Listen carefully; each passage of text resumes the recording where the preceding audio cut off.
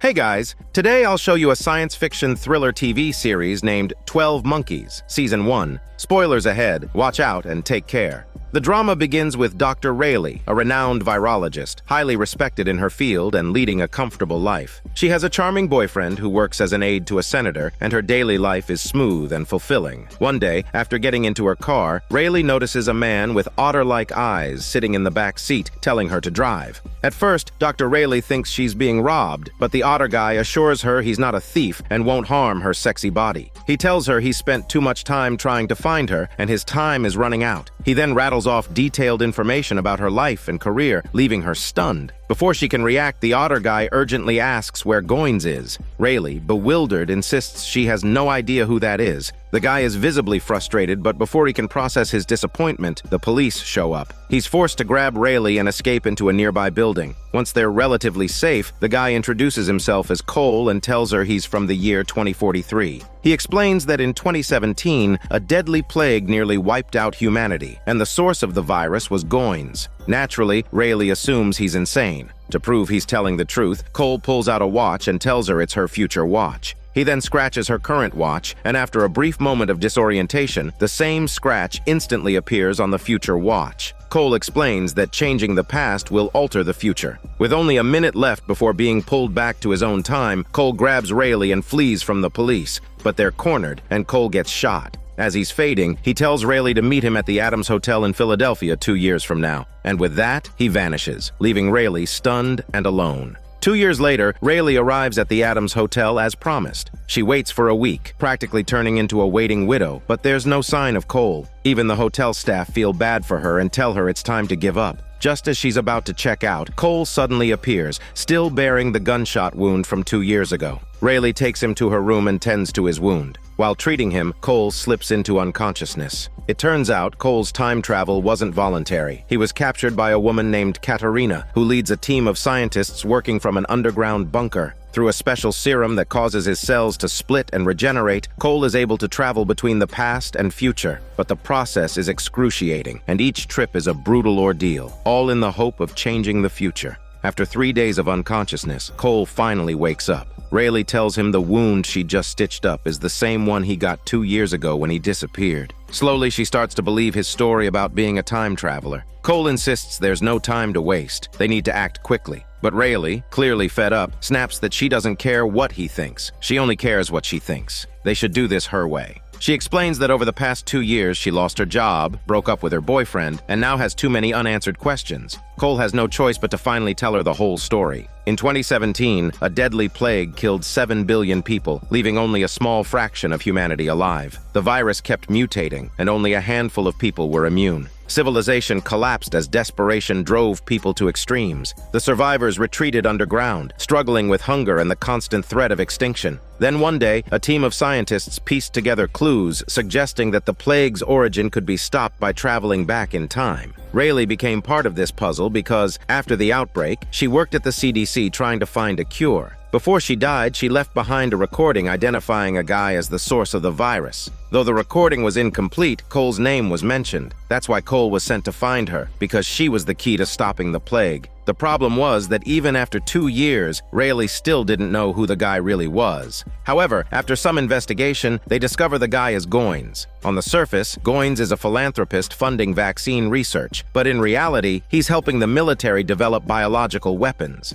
Goins is scheduled to attend an upcoming gala, and both the senator and Rayleigh's ex-boyfriend will be there. Rayleigh was working on a plan to deal with Goins. Meanwhile, Cole was happily indulging in modern-day cuisine. He told her that once they found Goins, they should just kill him. If the future changed, Cole himself would likely be erased. His present existence would cease to be. But Cole reassured Rayleigh that he had always known this was a one-way trip. If it meant preventing the plague and rewriting the future, it would be worth it. Using her connections through her ex-boyfriend, Rayleigh managed to get Cole into the gala without raising suspicion. They quickly located Goins. Just as Cole was about to pull the trigger, Goins' bodyguards intercepted him. Cole and Rayleigh were swiftly arrested by the police. But on the way to the station, they were mysteriously handed over to Goins' men. Surprisingly, Goins didn't find Cole's story about being from the future ridiculous. He had Cole's body examined and discovered that his physical makeup was different from normal humans. Signs of advanced future technology were evident in his body. Goins then revealed something unsettling. He had seen Cole before, back in 1987. Strangely, Cole's appearance hadn't changed at all in 28 years. At the time, Goins had no idea how that was possible. But now, he finally understood. Cole had traveled through time. Cole insisted that he had never been to 1987. Goins smiled knowingly and said, "Not yet." He explained that Cole had been searching for the army of the 12 Monkeys, the group responsible for destroying the world. But at this point, Cole still didn't know who they were. Goins was both amazed and disturbed by the idea that his actions had warranted a cross-time pursuit. He even wondered if holding Cole captive might create some kind of time paradox. Just as Goins was about to have them both executed, Cole decided to show him exactly how a time paradox works. Cole took out both of Rayleigh's watches, the one from the present and the one from the future. He brought them close together, triggering a paradox. The resulting time distortion caused a ripple effect, creating a temporary delay. Cole used this window to free Rayleigh from the room. The paradox escalated into a spatial collapse, triggering an explosion that severely injured Goins. Without hesitation, Cole raised his gun and shot Goins dead. Surprisingly, Cole didn't disappear. That meant killing Goins hadn't changed the future after all. He returned the watches to Rayleigh, then told her to hide, go as far away as possible, and stay off the radar. After saying this, he vanished before her eyes, pulled back to 2043. Back in 2043, Cole stumbled into the underground bunker, supported by his best friend, Jose. He told Katerina, the scientist in charge, that he had completed the mission. Goins was dead, but it hadn't made any difference. The real masterminds behind the virus were the army of the 12 Monkeys. Meanwhile, in a psychiatric hospital in 2015, someone approached Goins' daughter, Jennifer, asking her to carry on her father's legacy. At that moment, Jennifer was standing by a wall, drawing the symbol of the 12 Monkeys. In 2043, Katerina carefully analyzed the recording Rayleigh had left behind. After filtering out background noise, they discovered that Rayleigh had also mentioned the army of the 12 Monkeys. Katerina immediately refocused her efforts on finding traces of the group in history. That's when they discovered that the 12 Monkeys symbol had appeared in a psychiatric hospital back in 2015. Katerina sent Cole and Jose to investigate the abandoned hospital. When they arrived, they discovered that the file for patient 248 was missing. The two were attacked, but managed to return to the bunker unharmed. Katerina informed Cole that the 12 Monkeys symbol had appeared in every major city with the highest infection rates. The group had already infiltrated key power centers around the world before the virus outbreak. To uncover the true identity of the 12 Monkeys, Katerina decided to send Cole back to 2015 to track down patient 248. She warned him to avoid Rayleigh at all costs. If he interfered with her timeline, she might never make the recording that would lead them to the truth. Katerina injected Cole with the serum and began the split sequencing process to send him back. But something went wrong. The coordinates were off. Instead of landing in 2015, Cole was sent to North Korea in 2006. Shortly after his arrival, Cole was captured by the North Korean military. Katerina quickly detected the error and, during Cole's interrogation, activated the tracking signal in his body. The remote split sequencing worked. Cole was successfully pulled out of North Korea and sent to 2015. After arriving in 2015, Cole infiltrated the psychiatric hospital by posing as a patient. He managed to fool the doctors and began searching for patient 248, only to discover that it was Jennifer, Goins' daughter. Cole pressed her for information about the army of the 12 Monkeys, but Jennifer's mental state was unstable. Her words were fragmented, disjointed, and laced with cryptic undertones.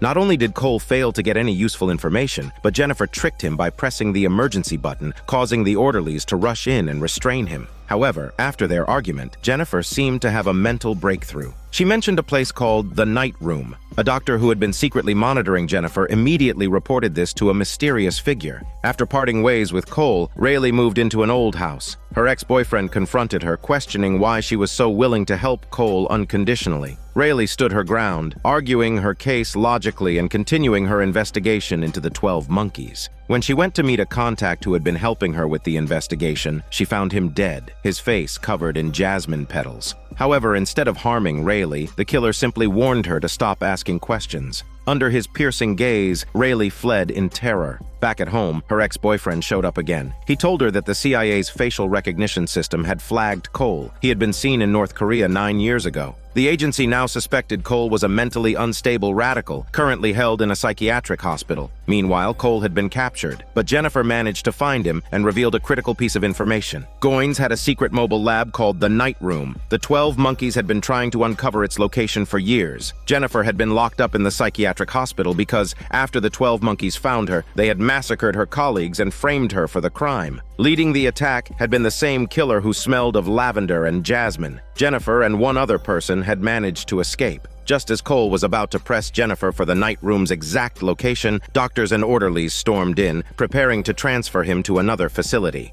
As Cole was being led toward the elevator, Rayleigh suddenly appeared. She had disguised herself as Cole's attending psychiatrist and managed to take custody of him. After they left the hospital, Cole insisted that Rayleigh should stay out of it, but Rayleigh firmly replied this isn't up for debate. She's the main character and he should trust her. She then informed Cole that their contact had been murdered, his body covered in jasmine petals. That immediately made Cole think of Jennifer's story about the killer who smelled of jasmine. At that moment, the jasmine killer tracked down Jennifer and kidnapped her. As he was trying to take her away, Cole and Rayleigh arrived. Cole chased after them, but the jasmine killer shockingly seemed to recognize him. He even showed Cole scars on his face, injuries that Cole himself had caused. After wrestling their muscles for a while, Cole was overpowered and Jennifer was taken away. Afterward, Rayleigh managed to steal Jennifer's file from the hospital. This explained why Cole had never been able to find Jennifer's record in the future. From the file, they learned that the colleague who had escaped with Jennifer likely knew the location of the Night Room. If they could find him, they could find the lab. After saying this, Cole vanished once again. Back in the future, Cole reported everything to the scientists. However, Katerina had discovered Rayleigh's name on the psychiatric hospital's visitor log. Furious, she warned Cole again not to let Rayleigh get involved. The two had a heated argument. Katerina stressed that this was about saving 7 billion lives, while Cole seemed more focused on disappearing once everything was over. Despite their clash, they reached an agreement. They had to trust each other and work together to change the future. Ultimately, Katerina gave in and agreed to let Rayleigh join the mission to take down the 12 monkeys. Meanwhile, the jasmine killer who had kidnapped Jennifer prepared a special cup of herbal tea for her. After drinking it, Jennifer began to hallucinate. In her vision, a masked figure appeared before her. Cole had already learned from Jennifer that the Night Room lab existed. Now Jennifer was in the hands of the 12 monkeys, and finding her escaped colleague was the key to locating the mobile lab. Rayleigh received a call from the police asking her to help with the investigation into Jennifer's abduction. While at the station, she learned that the surviving colleague, known as Jeremy, had been identified. Rayleigh was shocked to realize that she had met this man before. In 2014, as part of the CDC, she had worked with Jeremy during a medical relief mission in Haiti. Determined to track him down, Rayleigh contacted her old CDC colleagues, but they told her that Jeremy had died years ago. He had been shot and killed by a local gang while retrieving medical supplies. His body had been found after Rayleigh had already left Haiti, which was why she never knew about his death. Although Jeremy was dead, Cole refused to give up. He decided to travel back in time to before Jeremy's death and get the information about the Night Room directly from him. Rayleigh warned Cole that Haiti was extremely dangerous. The gangs had stolen the medical supplies, and it was Rayleigh herself who had asked Jeremy to retrieve them, which ultimately got him killed. She told Cole that if he went back to that time, he had to avoid running into her past self at all costs. After returning to 2043, Cole informed Katerina that he needed to travel back to 2014. When the scientists learned about his plan, they began to debate whether 2014 was the right time period to target, or if they should try a different point in time. While the others argued, Cole's closest friend Jose approached him and handed him a knife he had found outside. The knife bore the symbol of the West 7 Scavengers, a group that Cole and Jose had both once been part of. Katerina later pulled Cole aside and told him the final decision. He would be sent to Haiti in 2014. She warned him that there had been intense solar flare activity at that time, which could cause electromagnetic interference and make the time jump unstable. Katerina also reminded him not to interact with Rayleigh from that time period. If her timeline was disrupted, it could have catastrophic consequences, including preventing her from waiting for Cole in the hotel in 2015 and saving his life after he was shot. In 2014, Rayleigh arrived in Haiti and began working at a CDC medical relief station. She quickly realized that the outbreak was far worse than expected. During a medical shortage crisis, she met Jeremy, who was assisting with the relief efforts. Rayleigh, still haunted by her previous encounter with Cole, began to suspect that this outbreak could be linked to the deadly plague Cole had warned about, the one that would wipe out humanity. Meanwhile, Cole had also arrived in Haiti, but the solar flare interference made his jump unstable. His nose began to bleed from the strain of the jump, and he used the blood to disguise himself as an infected patient and sneak into the relief station.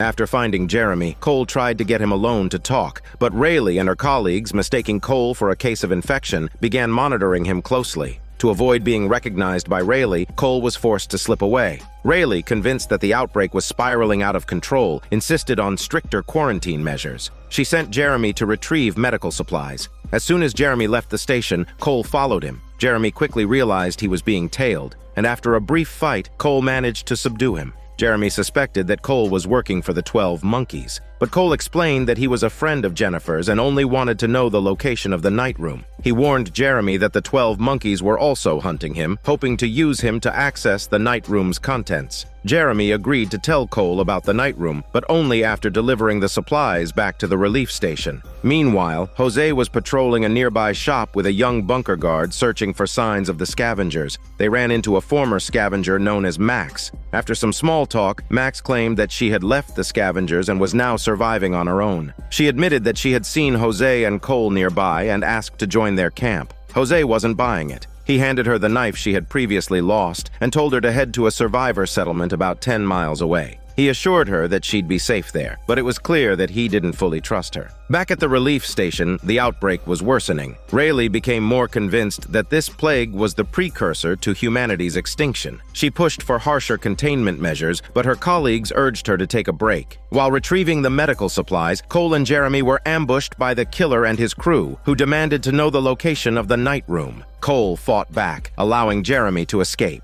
Cole pursued the Jasmine killer through the streets. As with most villains, the killer couldn't resist talking too much. Curious about Cole's identity, he asked who he was. Cole simply replied he would know soon enough. During the fight, Cole managed to slash the killer's face, leaving the scar that would mark him in the future. Wounded, the Jasmine killer retreated. Jeremy later explained that the night room contained a device called the burner. It emitted a specific type of ultraviolet light. Finding the burner would lead them to the night room. Cole already knew how this story ended. He knew that Jeremy wouldn't survive this mission, and that he himself might never leave the island. The source of the outbreak was eventually identified. While it was rare and dangerous, it wasn't the unstoppable apocalypse that Rayleigh had feared. Still, Rayleigh's insistence on extreme measures put her at odds with her colleagues. Ultimately, she was removed from the relief effort. From the shadows, Cole watched as Rayleigh was cast out. Helpless, he could do nothing but vanish into the time stream once again. After returning to 2015, Rayleigh asked Cole about Jeremy's fate. Cole calmly told her that after Jeremy had shared the location of the night room, they had parted ways, and he didn't know what had happened after that. But the truth was far darker. To prevent Jeremy from being captured by the 12 Monkeys and revealing the location of the night room, Cole had been forced to shoot him. In the future, after splitting up with Jose, Max immediately ran back to the scavengers' camp to report to their leader that she had located the underground bunker and found Cole. This is when the scavengers' leader, Deacon, officially appears. Based on clues about lab equipment provided by Jeremy, Cole and Rayleigh identify several possible locations for the night room. The army of the 12 Monkeys has already captured Jennifer. To prevent them from finding the night room first, Cole declares that if necessary, he will kill them all. Seeing Rayleigh hesitate, Cole explains that compared to the lives of 7 billion people, these few are insignificant. If she saw what the future looked like, she'd understand his tough choices. Rayleigh becomes curious about the future. Cole knows everything about her, yet she knows nothing about his past. Before Cole can explain, he is suddenly transported back to the future. Confused by the early recall, he learns from Jose that 2 scavengers were captured outside the bunker. It turns out Max is unreliable and likely the informant.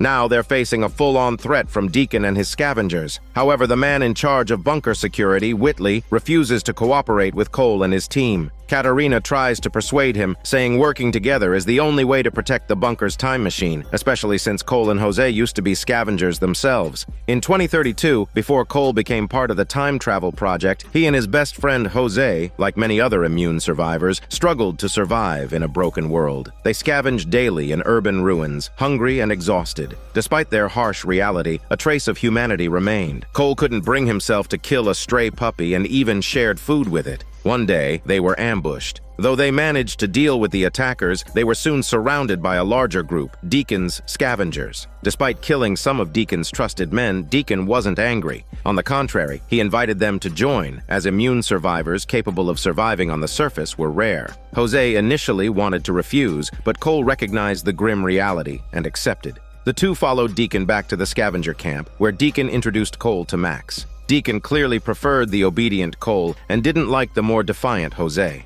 After joining the scavengers, Cole and Jose took part in raids on other surface survivors. Cole adapted quickly, but Jose was increasingly disturbed by their violent methods. During one mission, when Deacon wanted to kill off all the survivors they had just robbed, Jose couldn't take it anymore and objected, saying they already took everything, there was no need for more bloodshed. Deacon replied that to eliminate future threats, no one could be left alive. At that moment, one of the survivors tried to escape by attacking Cole. Without hesitation, Cole shot and killed him. Later, Max helped stitch up Cole's wound. He opened up about how he was forced into the scavenger life, and the two grew close. Just as things were heating up between them, Deacon walked in and interrupted. Cole had a feeling this visit was about Jose. He tried to explain that Jose simply had his own perspective and wasn't trying to challenge Deacon's authority. Deacon said he appreciated Cole, but Jose had become intolerable. Rather than deal with him personally, he ordered Cole to kill Jose by dawn. But Deacon underestimated the bond between Cole and his best friend. Cole had never truly followed Deacon. He just saw joining the scavengers as the lesser evil compared to struggling alone. Compared to Jose's strong morals, Cole felt less guilt about looting. The two of them decided to escape that night. They considered killing Deacon to prevent being hunted, but gave up on the idea as too risky. When Max came looking for them, she found only empty space and could only watch them leave in disappointment. Back in the future, the scavenger army launched a ferocious attack. The bunker's defense forces fought back, and the scavengers began to assault the entrance. After a fierce battle, the defenders managed to repel the attackers, but Cole and the others realized these enemies were far too easy to defeat. They were just a distraction, not the main force. Just then, Cole heard someone calling his name. As he looked around in confusion, a massive explosion erupted. Deacon and his men had blown open the tunnel entrance and marched boldly into the bunker. Cole and the team rushed to defend the interior. Jose and Whitley were assigned to protect the power source, while Cole and Katarina went to defend the time machine. At the doorway, they ran into Deacon and his forces. After a brief firefight, Deacon's team managed to seal themselves inside the time transfer room, locking the others out. Jose's situation was worse. He was immediately surrounded upon reaching the power core. Over the radio, he said his goodbyes to Cole. Moments later, all Cole could hear was gunfire. Jose seemed to have met his end. Cole tried to rush to help but was stopped by Katarina. She told him it was too late and that their only chance now was to send him permanently back to Rayleigh's time while they still had power. Outside, the scavengers' assault intensified. There wasn't much time left. Cole reluctantly agreed. As Katarina injected the serum, she said they might never see each other again. The two had always called each other by last names, but at that moment, they finally shared their real names. Just as the scavengers smashed through the bunker gates, Katarina successfully transmitted Cole, but Cole quickly realized that he hadn't actually traveled through time. He had only been transported outside the bunker. Not long after, Max found him, and so did Deacon and his men. That's when Cole realized something was off. He had been sent back in time, but only by a few days. At this point, the scavengers had not yet discovered the hidden entrance to the bunker. The scavengers tortured Cole, but he didn't give them any useful information. Frustrated, they drugged him with a hallucinogen. Max, playing on their past connection, seduced Cole into revealing the location of the hidden entrance. Fortunately, Max had a crisis of conscience afterward. Persuaded by Cole, she decided to betray her boss, Deacon. By this time, Deacon was already leading the scavengers toward the bunker. As Cole and Max took a shortcut to intercept them, the scavengers' staged battle was already nearing its conclusion. Cole, now aware of the scavengers' full strategy, spotted his past self and Jose from a few days earlier. He tried to avoid them, but Max instinctively called out his name, which explained why his past self had heard someone calling him. Cole led Max into the bunker and told her that Deacon was about to reach the transmission room. He instructed her to head there immediately to protect Katerina while he went to rescue Jose. By the time Cole reached Jose, he was already surrounded by scavengers. Over the radio, Jose was in the middle of saying goodbye to Cole's past self, preparing to die. A burst of gunfire rang out, and when Jose opened his eyes, he was shocked to find that the scavengers surrounding him had all been taken down. It was Cole who had saved him.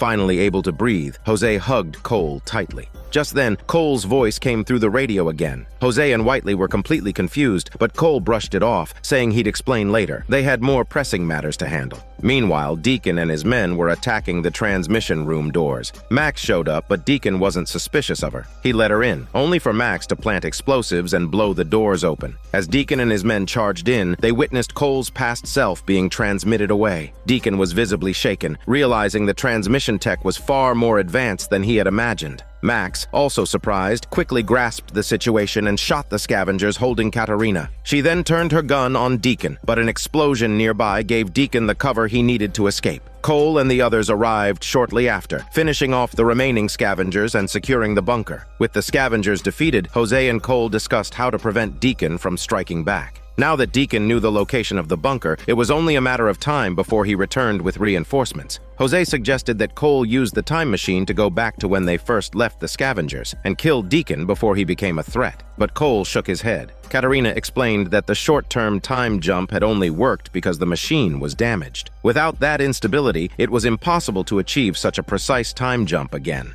Cole traveled back to 2015 to see Rayleigh. Curious, she asked which point in time he had just come from. Cole hesitated, saying it was a long story. Realizing how often he had come and gone without explanation, he decided it was time to tell Rayleigh the full truth about his past. But before he could begin, Rayleigh interrupted him. She had been analyzing the data and had discovered the exact location of the night room. When Cole returned to the future, he told Katerina that they had found the night room and the source of the plague was inside. If they could destroy the virus at its origin, they could finally stop the outbreak. However, the time machine had been damaged during the scavengers' attack. Repairs would take some time. As the team prepared for Cole's next mission, Jose and Max threw him a farewell party. Everyone was in high spirits, but Katerina reminded them that if Cole succeeded and the timeline was reset, none of their current lives would remain. Jokes were made about whether Katerina would finally say the word mission, and the group even placed bets on it. During the conversation, Cole learned that Katerina's last name was her married name. She had been married once, though she was reluctant to share the details. She made a quick excuse and left the party early. Once the time machine was repaired, Cole was sent back to 2015. He and Rayleigh arrived at the night room and carefully snuck inside.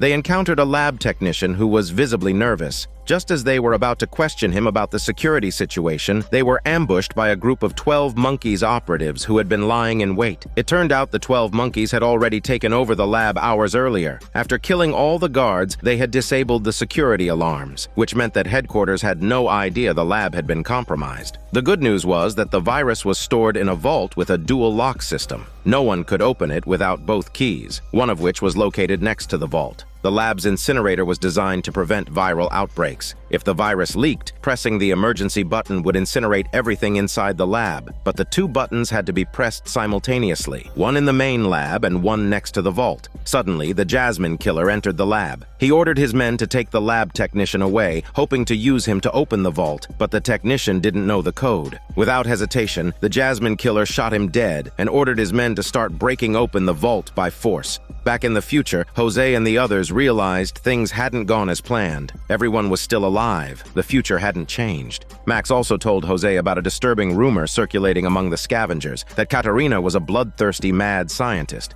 Concerned about Cole's safety, Jose began to wonder if Katerina could really be trusted. He snuck into Katerina's quarters and discovered some of her research notes, along with personal items belonging to Katerina's daughter. Digging deeper, Jose learned that before Cole, Katerina had sent several others through time, and without exception, they had all failed. Katerina returned to find Jose going through her records. He confronted her, demanding to know what had happened to the test subjects. Katerina admitted that others had participated in the time travel experiments, but they had all been lost to time. They were casualties of the project, necessary sacrifices to perfect the technology. Each failed attempt had helped refine the process, bringing them one step closer to success. Jose was horrified. He argued that none of it mattered if nothing ever changed. All Catarina had done was stain her hands with blood. But Catarina insisted that the sacrifices were justified. Humanity had already lost too much. Even if they lived for thousands of years, they could never rebuild what had been lost. A few lives were a small price to pay for the survival of humanity.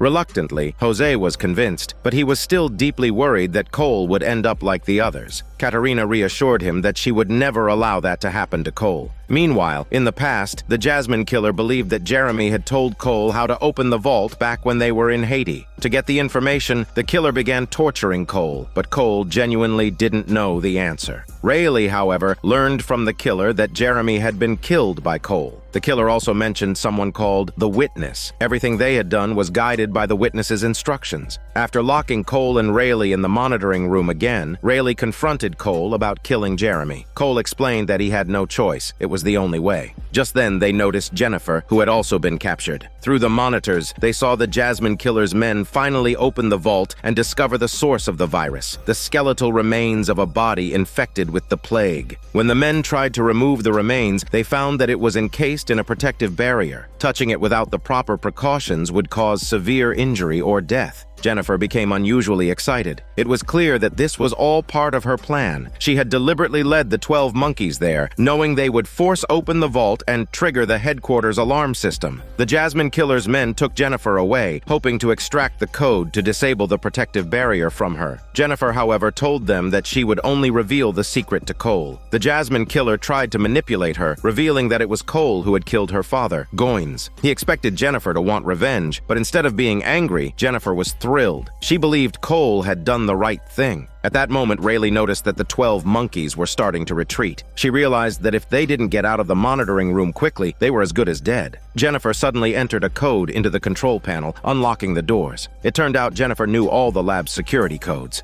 After the 12 monkeys left, Cole and the others rushed toward the vault, intending to destroy the virus at its source. But just as they were about to succeed, the 12 monkeys ambushed them. The Jasmine Killer had anticipated that Jennifer would help Cole destroy the virus. His retreat had been a ruse. He held Cole at gunpoint, forcing Jennifer to disable the protective barrier. As the virus was about to fall into the hands of the 12 monkeys, Cole glanced at the emergency button on the wall. He locked eyes with Rayleigh, silently confirming their plan. Cole swiftly grabbed a guard's gun, shot through the glass casing, and exposed the virus. Then he slammed his hand down on the emergency button and pulled Jennifer into the vault. In the monitoring room, Rayleigh hit the second button, activating the lab's incineration system. Fire erupted through the facility, burning the virus and everything else to ash. Once the fire subsided, Cole and Jennifer emerged from the vault. But something felt wrong. If the virus had been destroyed, Cole should have vanished from existence, but he was still there. That could only mean one thing. Something hadn't gone according to plan. At that moment, Rayleigh was captured by the 12 monkeys. Cole and Jennifer gave chase. They followed them outside, where Rayleigh was being loaded into a vehicle. Cole ran toward her, but just as he reached the car, he was pulled back into the time stream and transported away. Jennifer stood frozen, watching as Cole disappeared and the car carrying Rayleigh drove off into the distance.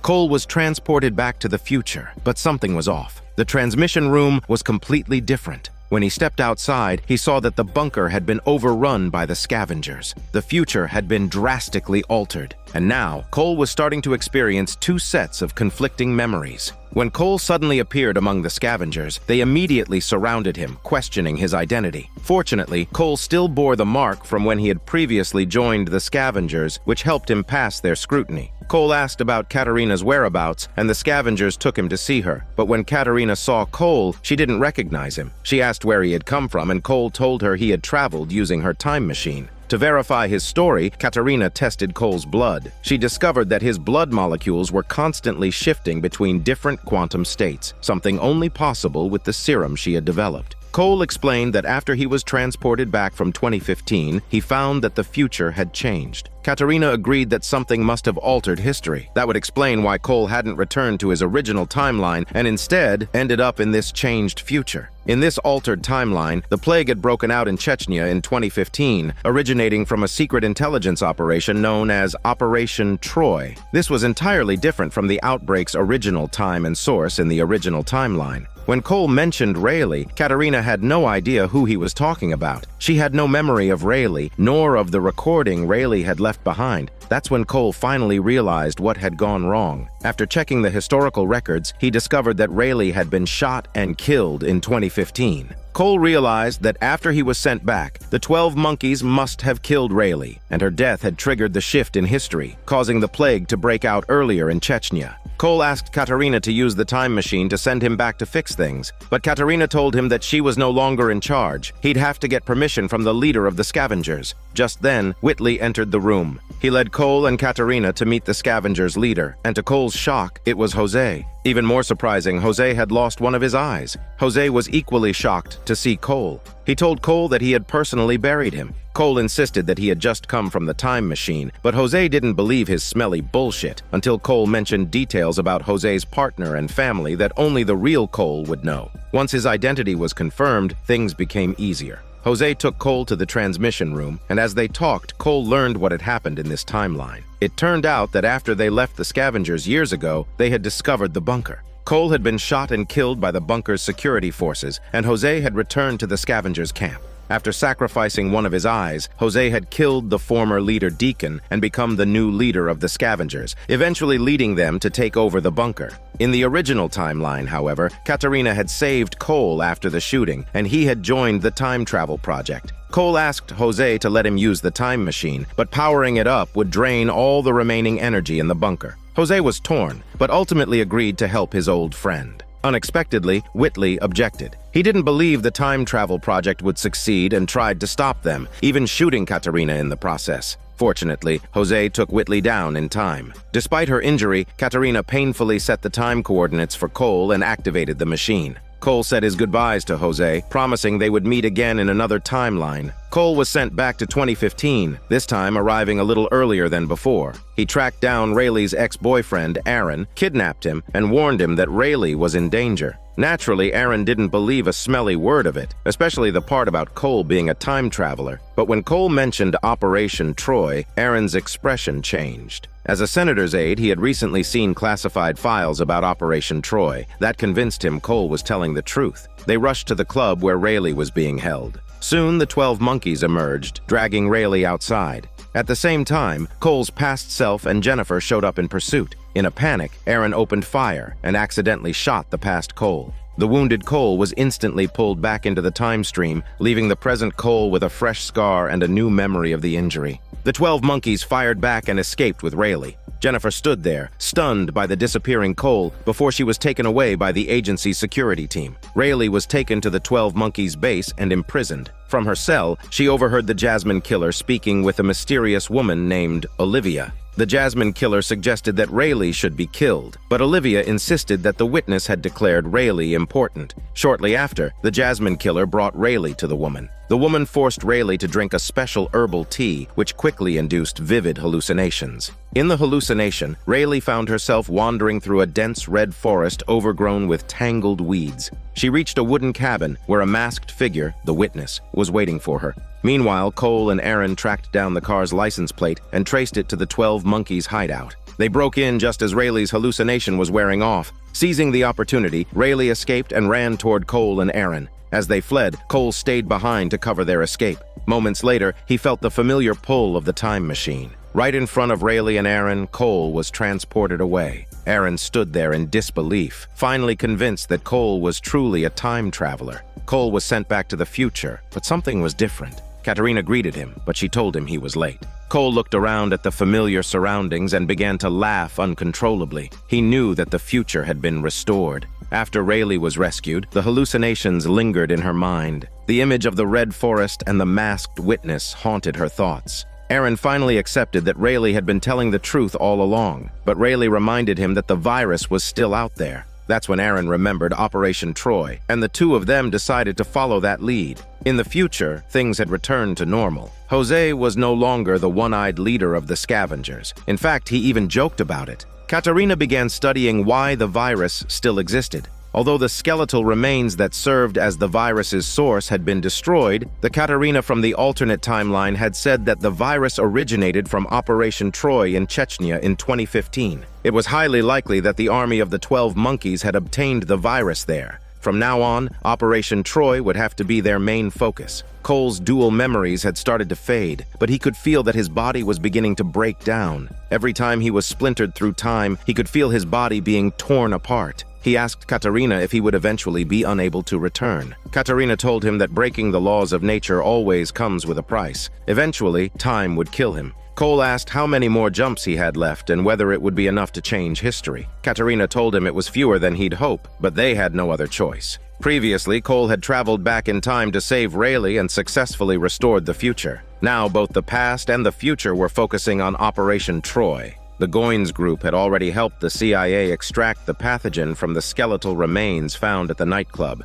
After being genetically modified, the virus was turned into a bioweapon and was set to be used in Operation Troy in Chechnya. The creator was confident in the virus's lethality but underestimated its ability to spread, believing it would lose its potency within hours and not reach densely populated areas. The CIA's plan to deploy the virus in Chechnya was intended to eliminate a whistleblower who had leaked details of the CIA's surveillance operations, a character clearly inspired by Edward Snowden, the real-life CIA analyst who exposed the PRISM program. Meanwhile, Cole and Rayleigh followed a lead from a photo Cole had found while searching for Rayleigh. The photo bore the symbol of the 12 monkeys. They tracked down the photographer, a professor specializing in archaeology, who happened to be attending a gala. Rayleigh and Cole crashed the event. While passing through the dance floor, Cole confessed that he really liked the music. He took Rayleigh's hand and asked her to teach him how to dance. As they swayed together, the connection between them deepened. When they finally spoke to the professor, he explained that the artifacts in the photo came from Chechnya and bore a religious symbol. The 12 monkeys had approached him about it, but he didn't know much else. Just then, Aaron showed up. He had learned that the whistleblower was hiding in Chechnya and that Operation Troy was tied to him.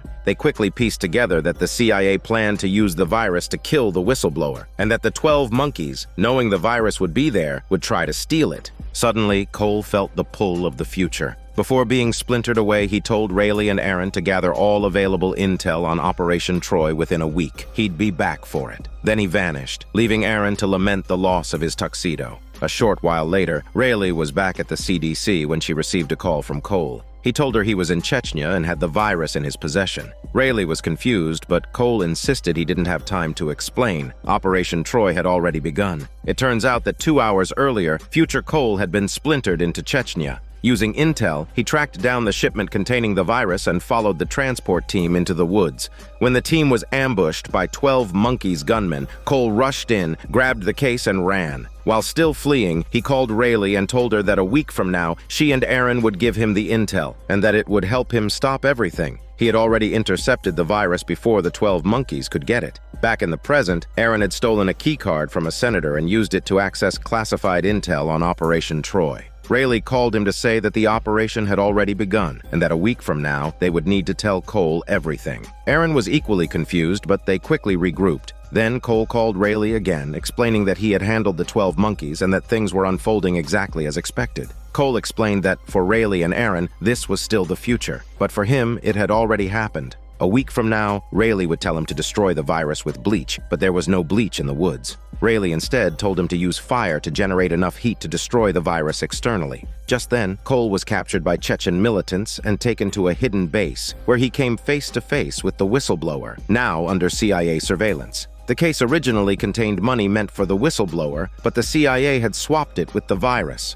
Cole warned him not to open it, but the whistleblower ignored him and opened the case. The virus was released into the air, infecting everyone present. Rayleigh and Aaron arrived at the CIA headquarters to report that Operation Troy had been sabotaged. After detaining them, the senator came to see them. While he knew that Aaron had used his keycard to steal classified intel, there wasn't much he could do about it, at least not yet. Meanwhile, the CIA had verified their story and now needed to know everything about Cole. After the virus was released, Cole remained unaffected because he was immune. However, people around him who were infected began to die. The survivors decided to hand over the whistleblower to the Russian military in exchange for a cure. But before they could act, Cole's persuasive words sparked a gunfight. All of the infected militants were killed, and both Cole and the whistleblower were wounded. Cole managed to contact Rayleigh and told her what had happened. They needed to destroy the site before the Russian forces arrived. Just then, the signal was cut off. While waiting, Cole and the whistleblower started talking. To Cole's surprise, the whistleblower knew about the 12 monkeys. The CIA's global surveillance network had picked up intelligence on them. A journalist had mentioned in a report that in 1987, the 12 monkeys had clashed with the gangs in a Tokyo place called White Dragon. Cole wanted to ask more, but the whistleblower died to meet Jesus before he could say anything else. Rayleigh eventually re-established contact with Cole. He told her that he was injured and wouldn't be able to make it out. He explained that a week from now, she would meet his past self, but she must not tell him what happened today or try to change anything. Sacrificing himself with the virus would be the only way to save the future. Before saying goodbye, Cole told Rayleigh that the place he most wanted to visit was the Florida Keys. She didn't understand what he meant at the time, but he told her that she would understand when she saw him again. The CIA had tracked Cole's location through his phone signal and launched a missile strike at the site. The explosion destroyed the virus and the entire contaminated area. Following the incident, the CIA struck a deal with Rayleigh and Aaron. In exchange for their continued freedom, they would remain silent about everything that had happened. A week later, Cole was splintered back into the timeline. Aaron, sticking to the plan, told Cole that Operation Troy had already begun a week ago and that he needed to go back to stop the virus from being released. Rayleigh stood nearby, struggling to keep her emotions in check. She knew this was a one-way trip for Cole, but she had to play along. When Cole asked how to destroy the virus, Rayleigh told him to use bleach, exactly as future Cole had instructed her. Then she asked him where he would most want to go. At that moment, she finally understood. The Florida Keys were the answer. Cole was about to be splintered away again. Rayleigh had so much she wanted to say, but all she could manage was a quiet goodbye without a smelly kiss. Even though it broke her heart, she knew this would be their final farewell. As mentioned earlier, after Cole succeeded in sabotaging Operation Troy and preventing the plague from breaking out in Chechnya, he was consumed by the flames along with the virus. In the future, Katerina activated the splinter machine, attempting to bring Cole back. However, the power core had been damaged in an earlier attack, causing the machine to malfunction. Katerina had no choice but to terminate the splintering process. After inspecting the machine, Katerina discovered that the stabilizer was damaged beyond repair. She sent Whitley to the Vanguard Zone to borrow a stabilizer and had Jose go with him. The Vanguard Zone was once a symbol of hope. When the plague first broke out, government officials and top scientists were sent there to find a cure. But after the virus mutated, the government decided to abandon the zone and scatter the survivors elsewhere. That's when the colonel, driven by obsession, seized control of the Vanguard Zone in a coup. After losing his wife to the virus, he became fixated on finding a cure. Katerina had left the Vanguard Zone at that point, convinced that the only way to stop the plague was to prevent it from ever happening in the first place. She believed that searching for a cure was futile. The virus had already mutated twice, and even those who were immune wouldn't survive another outbreak. After arriving at the Vanguard Zone, Jose learned from Whitley that the one in charge of its defense was none other than his father. The man introduced them to the colonel, explaining that the time travel plan had succeeded, but they were facing a minor issue and needed to borrow the stabilizer. However, instead of just handing it over, the colonel took them on a tour of his data center, showcasing his achievements and the virus vaccine he was about to develop. Jose also unexpectedly reunited with his lover, who had been separated from him for years. Not only had she survived, but she had also given birth to their son, who was now 5 years old. It's strange how life works. When you have nothing, you fear nothing, willing to risk everything for a friend. But once you have something to lose, your perspective shifts. Back at Katerina's location, she couldn't wait any longer. Without the stabilizer, she forcibly activated the time machine, hoping to bring Cole back. But things went horribly wrong, and the power core was completely destroyed. Katerina had no choice but to travel to the Vanguard Zone herself, but this time it wasn't just to borrow a stabilizer, she was there to take the entire power core. The colonel agreed to lend it to her, but only under the condition that Katerina would help him develop the vaccine afterward. Of course, Katerina refused, as their philosophies were vastly different. Despite her showing the colonel an old photo from her time travel to the past, he remained unmoved. Neither of them was able to persuade the other, and the meeting ended on a sour note. Meanwhile, Rayleigh was desperate to know if Cole was alive. From the senator, she learned that Cole's body had never been found. She convinced the senator to allow her to travel to Chechnya to verify the situation. On her own, she went to the base, and after seeing the destroyed ruins, she finally accepted that there were no survivors. Cole had erased his existence after saving the future, but Cole didn't really disappear. When Katerina forcibly activated the time machine, it hadn't brought Cole back to 2043. Instead, it had sent him 2 years into the future, to 2017. After being rescued, Cole learned that the virus had already spread worldwide and the plague had broken out everywhere. Chechnya had become a quarantine zone, and Cole, alongside the panicking crowds, was trying to escape. The military had initially stopped him, but upon seeing his markings, they took him into custody and placed him on a vehicle. Someone was waiting for him. They had already arranged for him to be sent to the United States. Upon arriving in the US, things were just as bad. The virus had completely spiraled out of control, and the military escorted Cole to the CDC, where he finally met the one behind everything. It was Rayleigh. Cole was desperate to understand what had happened. The virus had been destroyed in Chechnya, so how did the 12 monkeys get their hands on it? But when Rayleigh spoke, it felt like a distant memory to her, as if it had happened centuries ago. She explained that she had sent people to Chechnya to find Cole because of something he had told her, but Cole didn't remember it because he hadn't yet reached that point in time. So much had happened in the last 2 years that there were things she couldn't explain to the present-day Cole. Meanwhile, Cole had many questions of his own. Just as she was about to speak, Rayleigh collapsed into Cole's arms. She had been infected with the virus and didn't have much time left. As she lay dying, Rayleigh wanted to tell Cole everything, but she knew she couldn't change his timeline. She handed Cole a note with an address on it, telling him to keep it with him.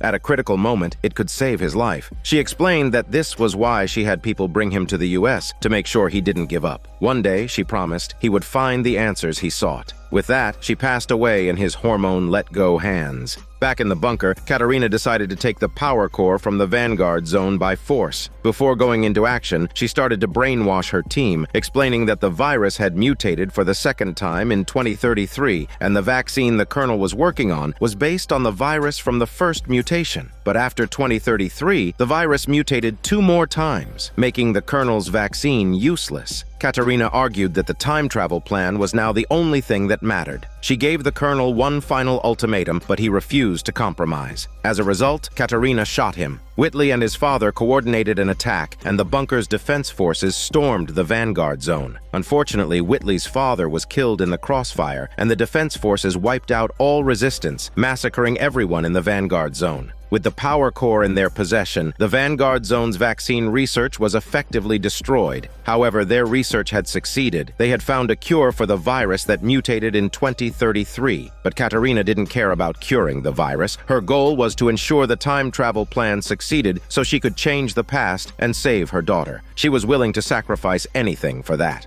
Once the power core was installed, Katerina activated the time machine. As Cole was still mourning Rayleigh's death, he felt the call of the future and was splintered back. Upon returning to the future, Cole was found by Jose, who had already rescued his lover and son. From his lover, Jose learned the truth about the vaccine. Enraged by Katerina's massacre of the Vanguard Zone, Jose felt the need to confront her, but Cole believed she had done what she had to do. Jose tried to convince Cole to abandon the time travel plan, but after witnessing the collapse of the world and Rayleigh's death, Cole was more determined than ever to change the past. Their argument escalated, leading to a confrontation where they formally broke apart. After Rayleigh's trip to Chechnya, where she confirmed that Cole had disappeared and the virus had been destroyed, she believed the plague had been successfully stopped. With the looming apocalypse no longer a concern, she felt lighter and at ease, rekindling her romance with her ex Aaron. Just as they were about to embrace their newfound freedom, Cole suddenly walked in, reappearing before them. His arrival meant that everything was far from over, the virus still existed, and the plague would inevitably break out. Both Cole and Rayleigh had already experienced each other's deaths, so seeing one another again was more of a relief than a burden. Aaron, however, felt conflicted. He had just sent the plague away and was about to rekindle his love life, only to have it thrown into chaos once more. After Cole's return, his peaceful life was short-lived. Upon reflecting on the situation, Rayleigh and Cole concluded that the person responsible for leaking the virus could only be its creator. When they traced him to his home, they found a body surrounded by flower petals. Fortunately, the one who had been killed wasn't the creator, but rather his same-sex partner. They also discovered his notes, which contained the virus's formula and records of skeletal remains that were traced back thousands of years. The remains had been found in 1980 in the Himalayas, and there were also references to a place in Tokyo called White Dragon in 1987. Cole remembered the dying words of the informant who mentioned that location, and it was also a place that Goines had said he encountered in 1987. However, Rayleigh didn't want Cole to pursue this any further. She had already realized that the constant time travel was causing irreparable harm to Cole. The splitting jumps were slowly consuming his life. After Cole was transported back to the future, Rayleigh and Aaron tracked down the whereabouts of the creator. They split up to investigate, and Rayleigh found him first. By then, the 12 monkeys had already coerced him into creating the virus and had taken all of it. While searching, Aaron encountered Olivia, who initiated a deep conversation with him, using Rayleigh's life as leverage. Back in the future, after their falling out, Jose stole all the biological agents necessary for time travel and set fire to all the research materials related to the time travel project. His intention was to prevent Cole from traveling again and changing history. If the plague was stopped, he and his lover wouldn't have to repeat the same painful cycle, and their son wouldn't have been born. After securing his family, he remained on guard against the scavengers and the bunker's defense forces. This time, however, the forces he encountered called themselves the Daughters Legion, a group entirely made up of women. Jose saw the monkey symbol on their vehicles, and he realized that the group had ties to the 12 monkeys. After Cole returned to the future, he learned that all the files he had seen were destroyed by Jose. Jose had originally planned to travel to 1987, but his body could no longer support further jumps. Katarina ordered him to rest and receive treatment, while sending Whitley to retrieve the remaining biological agents. These were the last of the supply, and there were no materials left to make more.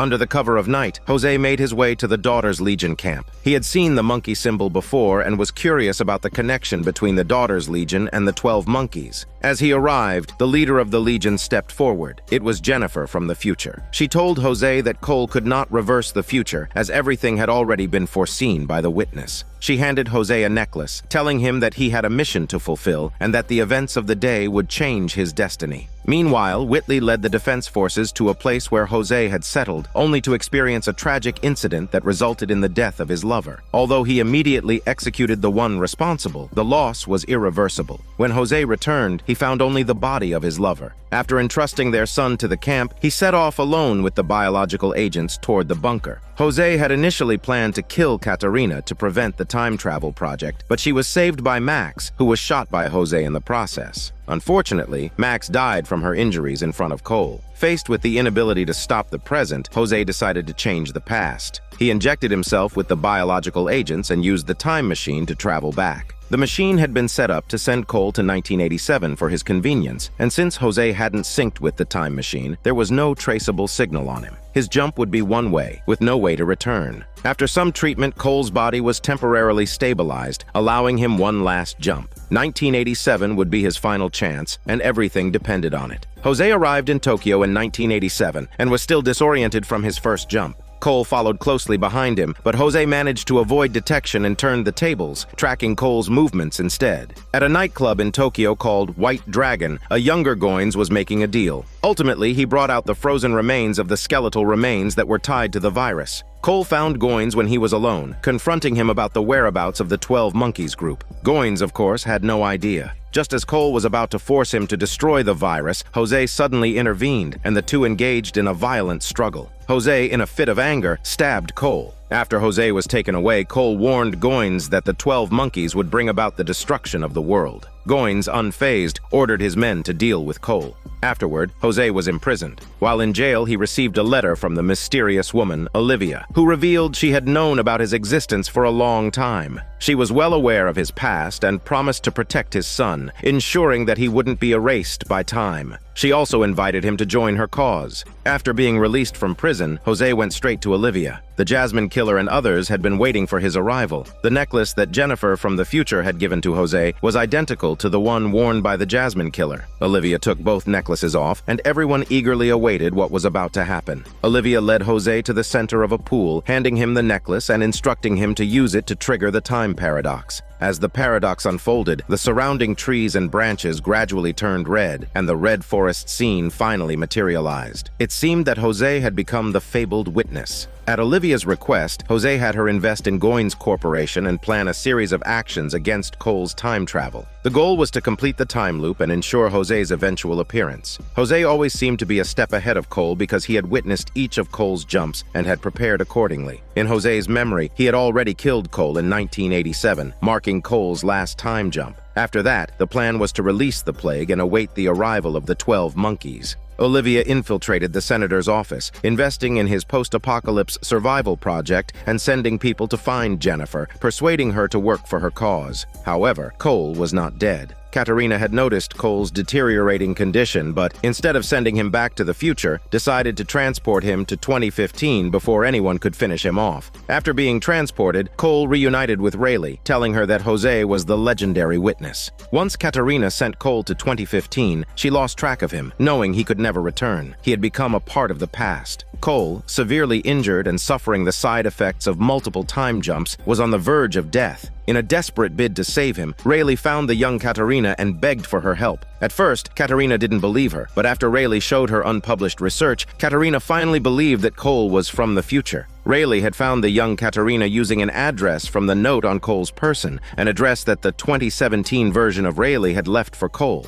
When Cole met the young Katerina, he was shocked to learn that she had met him before in her youth, which explained how she had been able to locate him in the future based on Rayleigh's recording. After studying Cole's blood, Katerina realized he was on the brink of death. When she learned Cole was born in 2009, she thought of a way to save him. The repeated jumps had disrupted Cole's genetic sequence, but if she could match him to his original genes, he could be brought back to life, essentially using the time paradox to heal him. Meanwhile, Aaron no longer cared about Cole's survival. To protect Rayleigh from further harm, he betrayed their whereabouts to Olivia and her group. Katerina and Rayleigh found young Cole and revealed the truth about his father. Of course, Cole's father didn't believe them at first, but when Rayleigh mentioned the 12 monkeys, he recognized the name. It turned out that Cole's mother had mentioned them to him before. After seeing Cole as an adult, he finally believed in his son's time-traveling reality. After Rayleigh finished drawing blood from young Cole, she was called away by a phone call from Aaron. She learned that Aaron had betrayed them and saw that the Jasmine Killer's group had arrived.